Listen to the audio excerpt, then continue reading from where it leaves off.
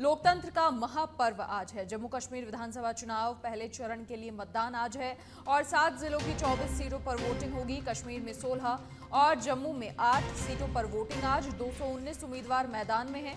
साथ ही 23,27,000 मतदाता करेंगे उम्मीदवारों के भाग्य का फैसला। प्रदेश में 3,276 मतदान केंद्र स्थापित किए गए हैं।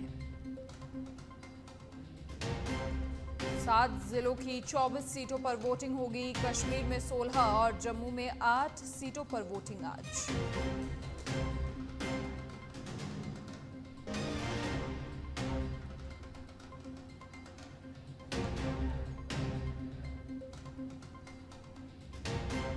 लोकतंत्र का महापर्व आज है। जम्मू कश्मीर में पहले चरण की वोटिंग। प्रदेश में 3,276 मतदान केंद्र स्थापित किए गए हैं।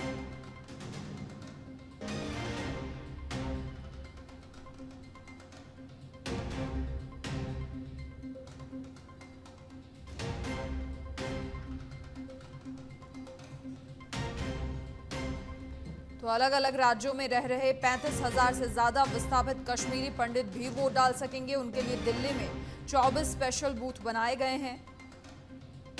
फर्स्ट फेज की 24 में से 8 सीटें जम्मू डिवीजन, 16 सीटें कश्मीर घाटी में हैं। अधिक जानकारी के लिए political editor Rajeev Tiwari phone line पर जुड़ गए हैं। राजीव, क्या कुछ पूरी जानकारी? लगभग एक दशक बाद अब घाटी में चुनाव हो रहे हैं, मतदान आज हो रहा है, क्या अपडेट? बिल्कुल, देखिए 10 साल के बाद जो है विधानसभा चुनाव हो रहा है और आर्टिकल 370 हटने के बाद पहली बार जो है यह चुनाव हो रहा है। तो सबसे महत्वपूर्ण बात है कि देखिए इस चुनाव को सफल बनाने के लिए सरकार और चुनाव आयोग की तरफ से पूरी तैयारी की गई है कि कहीं पे किसी को किसी प्रकार की कोई दिक्कत न हो।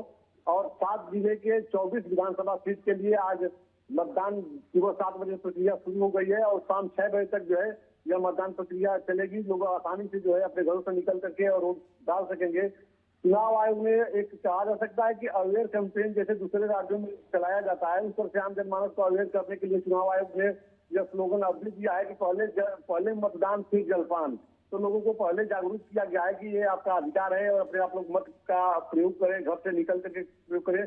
सुरक्षा व्यवस्था एक बड़ा मुद्दा था, तो सुरक्षा व्यवस्था को लेकर के चाक चौबंद किया गया है ताकि किसी भी मतदाता को किसी प्रकार की कोई दिक्कत न आए।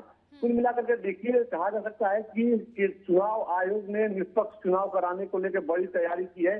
हालांकि राजनीतिक दल अपने अपने हिसाब से आरोप प्रत्यारोप लगाते रहे, जनता को लुभाने के लिए जनमानस की फेवर की बात अपने हिसाब से करते रहे, लेकिन जनता के मन में क्या है अभी कुछ कहा नहीं जा सकता है। 8 अक्टूबर को जब नतीजे सामने आएंगे तो देखना होगा। पहले चरण का मतदान प्रक्रिया शुरू हो गया है और जो अभी जो रुझान आ रही है, जो जानकारी मिले उसके मुताबिक लोग जागरूक हैं और घरों से निकल के मत देने के लिए निकल रहे हैं और लोग तैयारी में भी है कि हम अधिक से अधिक मत दें, अपने अधिकारों का प्रयोग करें इस बार। जी अच्छा राजीव, दिल्ली में भी 24 स्पेशल बूथ बनाए गए हैं जो अलग अलग प्रदेशों में, राज्यों में 35,000 से ज्यादा विस्थापित कश्मीरी पंडित रह रहे हैं उनके लिए।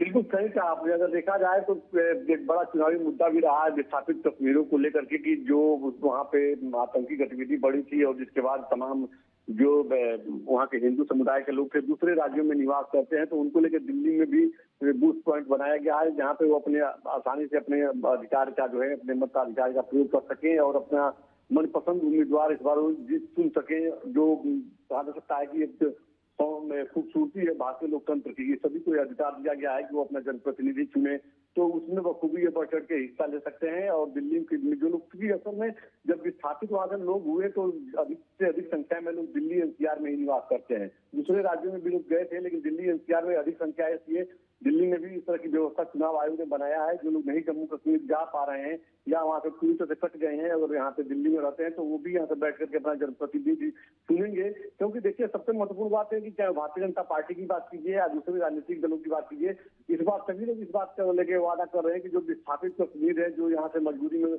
अपना घर बार छोड़ करके चले गए थे, उनको पुनर्वास के लिए हमारी सरकार बनती है तो उस तरह की व्यवस्था करेंगे। तो यह एक बात चुनावी मुद्दा भी है। अब देखना होगा कि जो विस्थापित कश्मीर है दिल्ली यूपी एनसीआर में रहते हैं या दूसरे राज्यों में रहते हैं, उनका जनप्रतिनिधि कैसा होता है, किस हिसाब से वो जनप्रतिनिधि चुनते हैं। तो कहा जा सकता है कि चुनाव आयोग ने हर संभव तैयारी की है कि किसी प्रकार की किसी को कोई दिक्कत न आए। जिस तरह से दूसरे राज्यों में इस तरह की व्यवस्था की जाती है कि जो बुजुर्ग लोग हैं वो अपने घर से मतदान का प्रयोग कर सकते हैं, जो महिलाएं हैं उनके लिए महिला बूथ सेंटर बनाया गया। तो हर कहा जा सकता है हर पहलू पर चुनाव आयोग ने इस बात को लेकर के दिशा निर्देश जारी किया है और अपने लोगों से कहा है कि किसी भी मतदाता को दिक्कत नहीं आनी चाहिए। जरूरत पड़ेगी तो जो बूथ की जो टीम है, जो चुनाव आयोग के जो लोग हैं, घर पे भी जा करके इस तरह के सहयोग देंगे। गाड़ियों की व्यवस्था की गई है, जो लोग स्वस्थ हैं नहीं जा पाएंगे बूथ पे तो उनको भी लाने की व्यवस्था की गई है। जी चलिए, बहुत शुक्रिया आपका तमाम जानकारी साझा करने के लिए राजीव। तो लोकतंत्र का महापर्व आज है, जम्मू कश्मीर में पहले चरण की वोटिंग आज हो रही है।